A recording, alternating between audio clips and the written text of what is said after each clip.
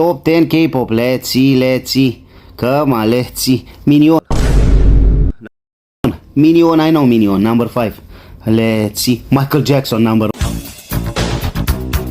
1. Michael Jackson.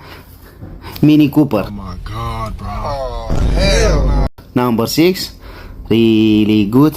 Xiaomi small telephone from China. Number 10. Jaseli number 9. Let's see. Yashin number 8. Let's see. Jimmy Choo. Number 7. Let's see. Hannah Montana.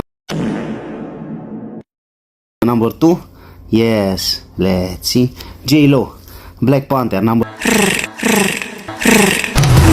3. And number 4 is Daihatsu, of course.